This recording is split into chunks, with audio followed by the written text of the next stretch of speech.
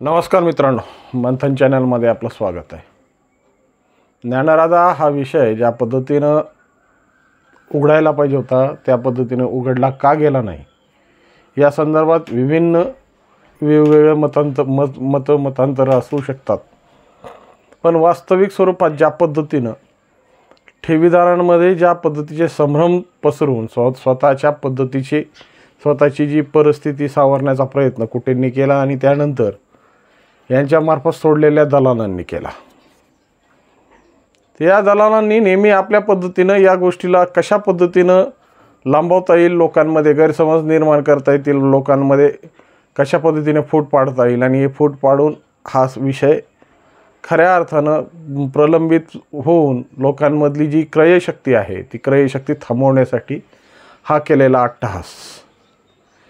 हे खरं पाहिलं तर या सगळ्या गोष्टीचा जर आढावा घेतला तर फक्त एकच त्या अजय देवगणचं वाक्य मला आठवतं, हमें तो अपनों ने लूटा गैरों में क्या दम था, मेरी किस्ती डुबी जहाँ पाणी कम था। वास्तविक स्वरूपात हीच परिस्थिती या ज्ञानराधावर फिट बसते। कारण की लुटणारे आपलेच, संभ्रमित करणारे आपले आणि लुटून घेणारेही आपलेच। जर परक्यांनी येऊन म्हणजे इंग्रजांनी येऊन लुटलं, मोगलांनी येऊन लुटलं किंवा एखाद्या बाहेरच्या राज्यातील म्हणजे पश्चिम बंगाल किंवा बिहारमधल्या लोकांनी येऊन लुटलं तर आम्ही या सगळ्या गोष्टी समजू शकतो। कारण की ते येणार आहेत ते लुटायच्या भावनेनेच। कारण की या संदर्भ बिहार, पश्चिम बंगाल हा विषय याच्यासाठी मुद्दाम काढला की आत्तापर्यंत या सगळ्या गोष्टी, या लुटालुटीचे जे प्रकार झाले ह्याच्यात जास्त वाटा या दोन राज्याचा आहे। कारण की महाराष्ट्रामध्ये या दोन राज्यांनी इतका धुमाकूळ घातलेला आहे की फेक कंपन्या तयार करून, फेक पद्धतीचे लक्की ड्रॉ तयार करून, फेक पद्धतीनं लोकांमध्ये संभ्रम निर्माण करून ह्यांनी नेहमीच आपल्या इंटरनेटद्वारे म्हणा, कंपन्यांच्या माध्यमातून म्हणा, पैसा हा लुटला आहे महाराष्ट्रातून आणि आपली खळगी भरण्याचा प्रयत्न केला। ह्याच्यात आपल्या महाराष्ट्राच्याही बऱ्याच जयचंदांचाही हात आहे। स्वतःच्या वादीसाठी लोकांचा हाल्या मारणं हे आमच्या लोकांना फार चांगलं जमतं। त्याच गोष्टीवर हे नेहमी होत राहिलेलं आहे। मूळ मुद्द्याकडे येऊया। ज्या पद्धतीने या ज्ञानराधाचा विषय ज्या पद्धतीने आपण हाताळतोय त्या पद्धतीने हाताळताना एका गरीब शेतकऱ्याने या संदर्भातून जेव्हा या चंदनला विचारलं तेव्हा या चंदनच्या मनातून ज्या काही भावना आणि ज्या पद्धतीचा उद्रेक तयार होतो ना, ज्या पद्धतीची अहम भावना तयार होते आणि त्या शेतकऱ्याला बोलताना त्याची जी भूमिका आहे ती भूमिका परताळली ना तर असं वाटतं की खऱ्या अर्थानं या महाराष्ट्रातल्या लोकांमध्ये या भावना कधीपासून निर्माण झाल्या। कारण स्वतःच्या वादीसाठी हाल्या मारणं म्हणजे चंदन स्वतः एक वेंडर होता आणि वेंडर असल्यामुळं त्याच्या माध्यमातून या तिरुमला ऑइल इंडस्ट्रीसाठी ज्या काही गोष्टी सप्लाय करण्याची जबाबदारी होती आणि त्याच्या अडकलेल्या पैशासाठी त्यांनी ज्या पद्धतीचे हातखंडे वापरले आणि ते हातखंडे वापरून या संदर्भात ज्या पद्धतीने ठेवीदारांना या फॉरेन फंडच्या संदर्भातून नेहमी संभ्रमित करत ठेवलं। कारण की फेब्रुवारीमध्येच पैसे का आले नाहीत, अकाउंटवर पैसे होते, ॲपवर पैसे दिसत होते, वेगवेगळ्या पद्धतीने पैसे दाखवण्याचा प्रयत्न करण्यात आला। मग हे सगळे पैसे निर्माण झाले होते ते पैसे हे ज्ञानराधाच्या खात्यावर का आले नाहीत आणि या संदर्भातून लवकरात लवकर या गोष्टीचे निपटारे का झाले नाहीत हा एक केलेला मृगजाळ होता। लांब पद्धतीने ज्या पद्धतीने उन्हाळ्यात आपल्याला कुठेही मृगजळ दिसतात आणि मृगजळाच्या मोहामध्ये हरणं जसे बेभान होऊन पळतात पाण्याच्या शोधासाठी, त्या पद्धतीने या ठेवीदारांसाठी निर्माण केलेले हे मृगजळ होते। आणि या मृगजळाच्या आधारावर यांनी या सगळ्या गोष्टी कशा पद्धतीने फिरवल्या आणि कशा पद्धतीनं आपल्या पत्रवाळीवर भात वाढला। आता चंदनचे पैसे किती अडकले होते हे चंदनला आणि कुटेंनाच माहिती आहे। पण वास्तविक स्वरूपात ज्या पद्धतीनं चंदननं या फॉरेन फंडचा गोळ लावून त्याच्या बोलण्यामध्ये ज्या पद्धतीचे विषय आम्हाला समोर येतात ना ते तुम्ही आता कानाने ऐकाच। पण हे कानाने ऐकताना त्या गोष्टीचा जो अहंभाव आहे चंदनचा, त्या रवी काळे नावाच्या शेतकऱ्याशी हिसी संवाद करताना त्याच्या मनामध्ये जो एक अहमभाव आहे, तो अहमभाव आणि त्याच्या पद्धतीची फिरवण्याची पद्धत तुम्हाला स्पष्ट जाणवेल. ऐका. हॅलो. हॅलो. हॅलो. कटकम करायला साहेब फोन. कट होतोय फोन, बोला ना तुम्ही.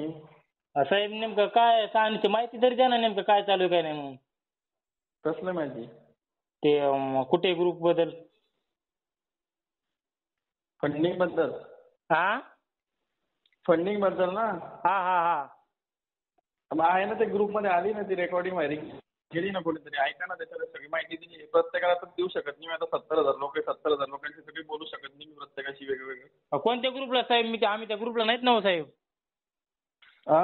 त्या ग्रुप मध्ये नाहीत ना आम्ही साहेब. मग नंबर कसा मिळाला तुम्हाला माझा? मला ते आमच्या शेजारी एक जण आमची त्या माजलगावच्या ह्याच्याकडून भेटल्या एका कस्टमरकडून. जर मला फोन करत बसले आणि मी सगळ्यांशी बोलत बसलो तर काम केव्हा करू मला सांगा तुम्ही. बरं ऐका सध्या साहेब, 10 मिनिटं पण दिले. बरं 1 मिनिट थांबा ना. आता तिथं 5 मिनिटामध्ये शॉर्टकट मध्ये सांगा नेमकं काम कधी होईल काय. 5 मिनिटं बोलायचं काम बोलायचं. परत तुम्ही फोन तू करताय उचलत तिथं समजायला पाहिजे की कामात असेल माणूस. पण ऐका ना साहेब, माहिती कामासाठी हे करून राहिलो आम्ही. तुला माहिती पाहिजे का पैसे पाहिजे मला एवढं सांगा. साहेब पैसे पाहिजेत, पण आता नेमकं माहितीच कुणी देणार, नेमकं काय चाललंय हे तरी कसं कळलं. पैसे येतील तुमचे काही ते फेब्रुवारीमध्ये झालेले आहे पेमेंट तिकडनं. आता इकडच्या इंडियन अकाउंट मध्ये घेण्यासाठी जी प्रोसेस आहे ती चालू आहे. पहिले 2 वेळा आपण ट्राय केला पण त्याला अडचणी आल्या. आता आपण पहिले कंप्लायन्स करतोय, त्याच्यानंतर पैसे ट्रान्सफर करतोय. आता ते त्याचं काम चालू आहे. आता सर्व्हर डाऊन होतं मध्ये, ते मायक्रोसॉफ्टचं सर्व्हर पडल्यामुळे सगळं डेटा त्यांचा हे झालेला होता, म्हणून ते काम थोडं थांबलं होतं, पॉजवर गेलं होतं. आता काल रात्री चालू झालं सर्व्हर त्यांचं. सर्व्हर चालू झाल्यानंतर त्यांचे डॉक्युमेंट आपण घेऊ, डॉक्युमेंट बँकेत आणि कोर्टात देऊ. मग बँक आणि कोर्ट सांगेल लोकांना की यांचे पैसे खरोखर आलेले आणि येणं होणार आहे बाबा वाटत. आता ती प्रोसेस चालू आहे. तुम्ही फंडिंगचं काम बघतात का साहेब? माझे पण तुमच्यासारखेच पैसे वाढले बाकी त्यांच्याकडे. ते आपली ओळख होती, साहेब सांगा, आणि डिपॉझिटर लोकांची पण सगळी कळकळ पाहिली. मी म्हटलं ठीक आहे, आपल्या ओळखीने काही होतंय, कोणाचा फायदा तर करून देऊ, म्हणून आपण त्यात पडलोय. मग ते असं होतं की माझ्याच मागे लावून दिलं सगळं काम, बाजूला राहिलं आणि ते माझा नंबर व्हायरल केला, रेकॉर्डिंग व्हायरल केल्या. ते सगळे इतके फोन करताय की ते सकाळी 5 वाजेपासून तर रात्री 2-2, 3-3 वाजेपर्यंत फोन येत आहे. बरं ऐका ना साहेब, मला समज एकच म्हणायचं, दुसरं काही नाही समज, तुम्हाला राग येऊन द्या नका. पण समज कुठे साहेबांची कुठे साहेब समज आता एवढे मोठे माणूस आहेत बरं का, ते समज जेलमध्ये जातात, समज त्यांची एवढी मोठी प्रॉपर्टी, मग ते समज ते कसं काम करीत नाही की समज त्यांची जेलमध्ये राहूस तर एवढे बेजार राहूस तर त्यांची थोडीफार प्रॉपर्टी विकून कसं काय पैसे देऊ शकत नाही? प्रॉपर्टी नाही विकू शकत तसं आहे, कारण सिक्युरिटायझेशन केलेलं आहे त्यांनी. हे जे पैसे उभे केले ते प्रॉपर्टीच्या अगेन्स्ट मध्ये त्यांनी लिहून दिलेलं आहे की आम्ही कोणतीच प्रॉपर्टी विकणार नाही, आणि त्याच्या अगेन्स्ट मध्ये त्यांनी पैसे फंड रेज करून दिलेलं आहे. ते त्याच्यामुळे टेक्निकल गोष्टी सगळ्या, त्या सगळ्या टेक्निकल गोष्टी. आणि ते प्रॉपर्टी विकायची गरजच नाही ना. जर सगळे पैसे द्यायची त्यांची आहे ताकद, तर मग प्रॉपर्टी कशाला विकायला पाहिजे? त्यांची पैसे द्यायची ताकद आहे ते खरं, पण आता समज वेळ लागला त्यामुळे लोकांचा विश्वास राहिला नाही ना साहेब. मला एक सांगा, तुम्ही बँकेत 1 कोटीचं पण लोन टाकलं तर तुम्हाला 15 दिवसात पैसे भेटता का? पैसे बँकेवाले तर आपल्याला ते सांगता की 15 दिवसात भेटेल, 10 दिवसात भेटेल, लगेच भेटेल, पण ते फिरवत 6 महिने वर्ष लावून देतात. बरं आता साहेब 10,000 कोटी रुपये. बरं साहेब, तरी असं अंदाज किती दिवस लागेल बरं क्लिअर व्हायला सगळं? हे बघा, आता माझ्या अंदाजाने मी आता ते तारीख मी कन्फर्म नाही सांगू शकत, कारण त्यामध्ये यंत्रणा पण आहे, गव्हर्नमेंट पण आहे, त्यांचं वेळ आपण नाही सांगू शकत. पण अंदाजे 8-10 दिवसामध्ये तुम्हाला कन्फर्मेशन येऊन जाईल की यांचे पैसे आलेले अकाउंटला येणार आहे आणि तुमचं वाटप या दिवसापासून चालू होणार आहे. साधारण एक अंदाजे 40 ते 50 दिवसामध्ये सगळ्याचे पैसे वाटून मोकळे व्हायला पाहिजे आता साहेब. कोणा साहेब टाइम का लागा ना, आपण पैसे भेटायला पाहिजे तो नाही, पैसे फेब्रुवारीमध्येच आलेले, पण ते कसं आहे, आपण कसं चेक देतो, डीडी देतो, आरटीजीएस करतो, आयएमपीएस करतो, तसे वेगवेगळे रूट असतात फॉरेन मधून पण पैसे आणायचे. पहिले 2 रूट आपण ट्राय केले, त्याच्यामध्ये अडचणी आल्या, त्याच्यामुळे आता 3रा रूट ट्राय केला. याच्यामध्ये आपण पहिले कंप्लायन्स केला, जे डॉक्युमेंट लागतात, म्हणजे आता फॉरेन मधून पैसे आणताय तुम्ही, गव्हर्नमेंटला आपल्याला प्रूव्ह करून द्यावं लागतं की हा पैसा चोरीचा नाहीये, स्मगलिंगचा नाहीये, किंवा टेररिस्ट पण नाहीये, अतिरेक्यांचा वगैरे पैसा कुठून उभा केला, हे सगळे त्यांना पुरावे दिले की मग ते आपल्याला अलाउ करतात. पैसे ट्रान्सफर करण्याला वेळ नाही लागत, 3 तासात पैसे ट्रान्सफर होतात. पण ते ट्रान्सफर करण्यासाठी जे कागदपत्र लागतात त्याला खूप वेळ लागतो. कोणा साहेब, आता समज इतक्या तारखे दिल्या, समज ते तारखेला होणार असेल त्याच्यामुळे सांगत होते, पण ते झालं नाही म्हणायचं समज तारखेचं काम. समज कंप्लायन्स, आता आपण आपल्या घरात साधी गोष्ट घ्या, तुम्ही आता समजा कास्ट सर्टिफिकेट काढलं गव्हर्नमेंटकडनं, किंवा काही सर्टिफिकेट काढायचं म्हटलं, गव्हर्नमेंटचा काय रूल असतो, 1 दिवसात सर्टिफिकेट त्या 2 दिवसात द्या. 1 महिना लागूनच जातो आपल्याला, कागदाला कागद लागतोच. तसा तो विषय. आता हे तर साध्या सर्टिफिकेटची गोष्ट आहे, हिच्यात तर किती कागद लागतात. हो ना, कागद लागतात.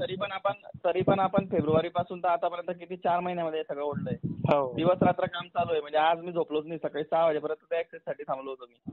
शेवटी तो त्यांचं काम झालं नाही, तर मग आता 1 वाजेनंतर आपल्याला तो ऍक्सेस मिळेल. ऍक्सेस मिळाला की डॉक्युमेंट भेटतील. डॉक्युमेंट भेटले की ते बँकेत सबमिट करू आपण. हो. आणि कोर्टात सबमिट करू. आणि पैसे आहे, द्यायची ताकद आहे, म्हणूनच जेलमध्ये ना साहेब, नाही तर पळून गेले असते कुठेतरी. हो ना, ते समज ते आम्हाला तुम्ही साधा विषय बघा ना, घरातून पकडलंय त्यांना, असं बाहेर कुठे हॉटेलला लॉजला कुठे काही सापडले नाही.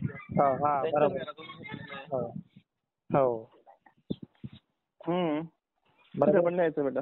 विश्वास आहे बरं का साहेब, पण आता काय लय म्हणजे इतके दिवस झाल्यामुळे लय बेजार आहेत हो लोक सगळे. चालतंय साहेब. हा, ठेवू का मग? हॅलो. हा, काय नाही, चालतंय म्हणलं साहेब, ठेवू का मग? हा, पैसे येतील, सगळ्यांचे मिळतील, काही हे नाही. फक्त तारीख इकडे तिकडे होऊ शकते, पण पैसे 100% मिळतील. कंप्लायन्स सिक्युरायझेशन कोणालाच माहिती नाहीये. हो ना, टाइम लागा ना का, टाइम लागा ना का, पण पैसे भेटायला पाहिजे. पैसे मिळतील, पैसे 100%. बरं, आता हे लोक समज तारखा काय कंप्लीट करायला, त्याचा तर काही परिणाम होणार नाही का? होईल परिणाम साहेब? आल्यानंतर त्यांना एक एक कंप्लेंट समाधान करत करत करत करत तो वेळ वाढेल. त्याच्यामध्ये आपल्या डिपॉझिटर लोकांचा पेशन्स नको जायला, की बाबा पैसे आले तरी पण देत नाही, असं नको व्हायला. हो. हा हा, बरोबर. ठीक आहे साहेब, धन्यवाद साहेब. हे ऐकल्यानंतर निश्चितपणे आपल्याला मनाला वाटेल की खऱ्या अर्थानं ज्ञानराधा हा विषय कशा पद्धतीने या लोकांनी फिरवला. आणि वास्तविक स्वरूपात हे फिरवाफिरवी करून स्वतःचे हित साध्य करणं आणि स्वतःच्या पत्रावळीवर ज्या पद्धतीने भात वडवून घेणं, ही परिस्थिती निर्माण करून सर्वसामान्य माणसाला ज्या पद्धतीने या ज्ञानराधानी आणि ज्ञानराधाच्या जवळपास ज्या असणाऱ्या दलालांनी जी काही भूमिका बजावली ना, तर त्यात खऱ्या अर्थानं व्यथित झाला आहे तो सर्वसामान्य माणूस. आणि या सर्वसामान्य माणसाला आजही कशा पद्धतीने करावं आणि कशा पद्धतीने जावं याचीच वाट सापडत नाही आहे. तरी ठेवीदारांना या सगळ्या गोष्टीची कल्पना देऊन कमीत कमी आपल्या मनातला जो संभ्रम आहे आपल्यातला, कारण की हे सगळ्या गोष्टी ऐकल्यानंतर आणि सगळ्या गोष्टी बघितल्यानंतर ठेवीदारांना हा प्रश्न स्वाभाविक पडणार आहे की विश्वास तरी ठेवावा कोणावर.